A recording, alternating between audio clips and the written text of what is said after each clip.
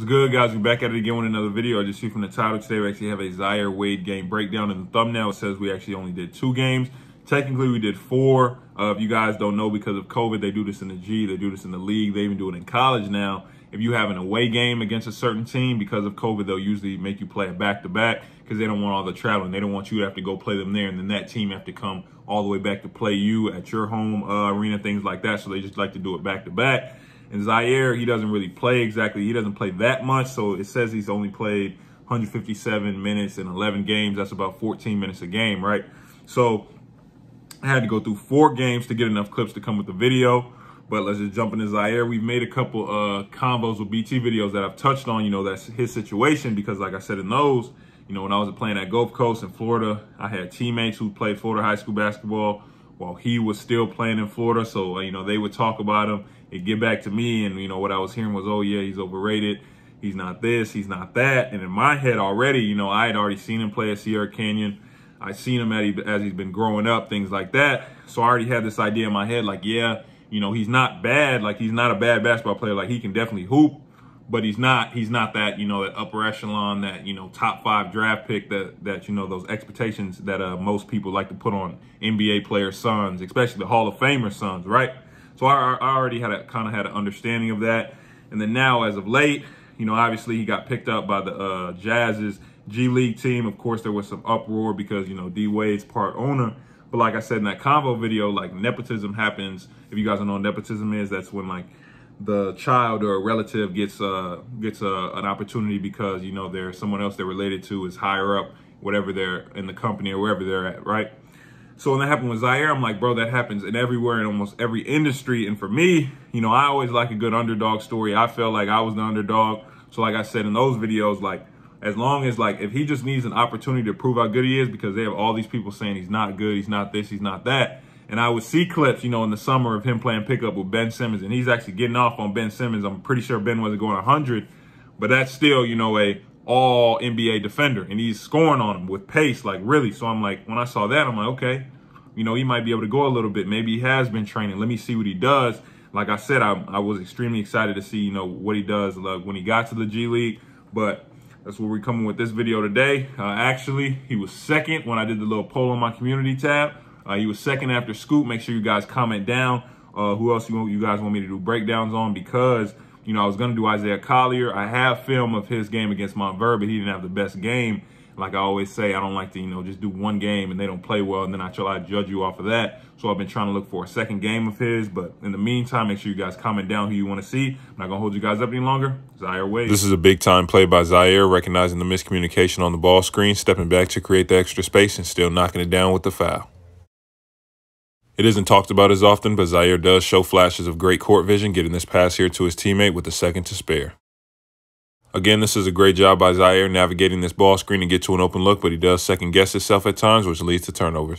This is something that'll come with experience, but at this level at the guard position, you can't telegraph passes. Players are too long and too quick, and at this point, Zaire should have attacked Scoot instead of throwing it away. He also plays with pretty good effort on the defensive end, coming up with the steal here, then throwing a great pass to his teammate for the easy lay. Here he is again, getting another steal by playing the passing lane. This is a great show of athleticism. Like I showed you guys earlier, once Zaire comes off a ball screen, as long as he doesn't second-guess himself, he can get to a spot and knock it down. As a set shooter, he's pretty solid, currently shooting 35% from 3. Once out on the break, Zaire does make pretty good decisions when he has numbers in transition, throwing a great drop-off here to his teammate. As you guys saw earlier, there are times when he can predetermine his passes and leave his feet, which leads to turnovers. Again, if you give him time and space with his feet set on the perimeter, he can knock it down, and he also shows flashes of time to time of being able to get up above the rim if you give him room to take off.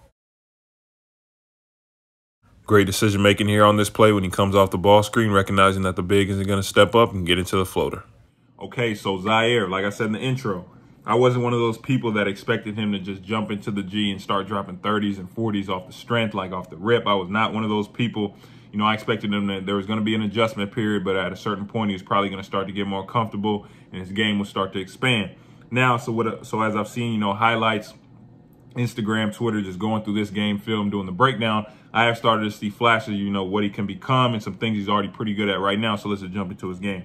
So like right now, Zaire's listed at about 6'3", He looks the part. He looks about 6'3". He is 19, but you can tell he still has a little bit of a young body. Hasn't really filled out all the way yet. So that's one of the first things I want to talk about. Like, you know, there are certain players like Scoot's 17, but at the same time, dude's already built and he moves like he's really a freak athlete. That's not the case for most people, right? So for most younger players, when they do, you know, when they come into a new league, you see with Imani in Memphis, at Memphis now, things like that, there's going to be an adjustment period in terms of physicality, right? So with Zaire, you can see, like, with him, when defenders, because I was a defender, once you smell blood, you're going to jump on that person because obviously they're not as comfortable. You can see that at points during the game, right? So, like, the defender will press up on him. All of a sudden, he's playing off his back foot, which leads to turnovers, right? Or he does this thing now where, like, he'll telegraph a pass, or, like, you can see he'll kind of pre-read it. Like, okay, I'm going here. I'm not really going to just react. I'm just going to go here because that's just where I want to go. Second, the defender sees that, it's either going to be a steal because everyone can see your eyes. They see where you're going to go, or the one that's actually guarding you, when they see you looking where you're going to go, they're going to press up on you like you saw in the video. Like I just said, all of a sudden he's playing off his back foot and he's throwing a turnover. So it's really just an adjustment period with that, understanding that in the G, you know, because he didn't go to college. So he didn't go up the levels like most people do. He went straight from high school, and I'm not even sure, did he play his senior year? I'm not sure about that, but he went straight from high school straight to the G, which is the best college players. Like I've said, the best overseas player who just won a shot in the league. Like, these are dudes that are really hungry, and especially if you're a big name, you're Dwayne Wade's son, like, they're going to come at you every single game. So he has some extra type of pressure on him. But let's just go into the good things that I saw, right? So as a set shooter, like I said in the video, he's pretty solid from three. I'm looking at his stats. He's currently shooting, 35% from the three-point line. That's pretty good. He hasn't taken that many attempts, but at the same time, you know, he has made some tough ones. You saw he made the and 1-3. I went back and watched some really, really old one when the season first started. He was making some tough threes like that off the dribble. And when his feet are set, spot shooting, he can knock it down. From the field, he's shooting, 32%. But like I was saying, that kind of comes with the physicality. He probably right now he's having a hard time finishing at the rim because, like I said, the players are bigger, stronger, faster. Their arms are longer, so they're getting to the shots. And like I said, he didn't really have that college to NBA. He just went straight into the jungle. So you got to figure it out. But he does show great pace, right?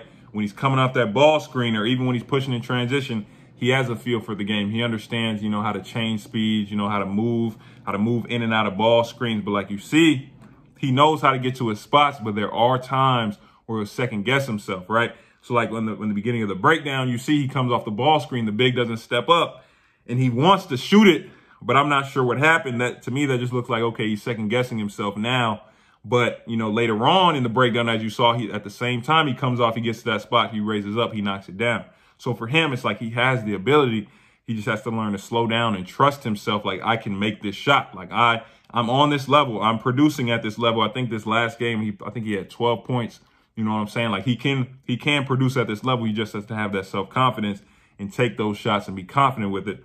And like you saw, he shows it. Like, he make the mid-range. He can knock down the three. He got the mid-range floater with, you know, that's going to be big, especially in the league, because especially with if he does actually end up getting to the actual NBA, your centers are now 7 foot, 7'1", 7'2". You got dudes like Jared Allen. You got real, like, shot blockers. So that floater is going to be big, because especially until he starts to go into his body, it's going to be hard for him to really finish through that contact. So that floater is going to be extremely important. Also, I didn't really, know he had this for real. Like, he has some vision. He can pass the basketball. That was an extremely tough pass with literally 1 second left on the shot clock. Bounce pass from behind the three-point line all the way into the paint. He had to put some real strength into that to get it there. Extremely tough pass. Even in transition, when he has numbers, he has an understanding, okay, all I got to do is look up, drop off to my teammate. Easy assist, and he's getting bigs up in the air all the time. Defensively, he's giving an effort. Like I said, it's still an adjustment period, but he's giving an effort. He's locked in. We've seen he's not quitting on plays. They score. He just turns right back around, gets the steal, easily gets the assist to his teammate. You know what I'm saying? He's in passing lanes, things like that. And once he gets in that open court, I'm not saying he's the same level of athlete as his pops, but, he can get above the rim. You saw he dunked even after the whistle. It didn't count, but he did dunk it. He caught the oop in transition. But all in all, but for Zaire, it's really, at this point, it's just going to be, he is young.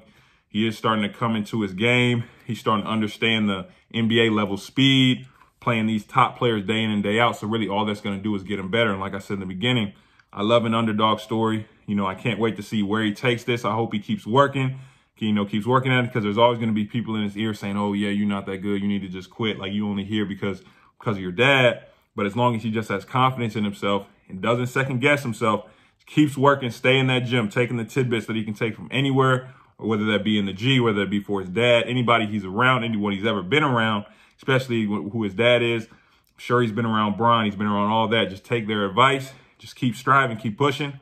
I'm pretty sure at some point he can become a solid player, whether that be in the league or whether that be overseas. I think at some point he will become a solid, basketball player. But like, share, subscribe, turn on post notifications. Appreciate you guys watching. Remember, if you want the one-on-one evaluations, the deep in-depth evaluations, or the subscriber breakdowns that get posted on the channel just like this one, hit my website. Like I just said, appreciate you guys watching. I'll see you next time with the next video.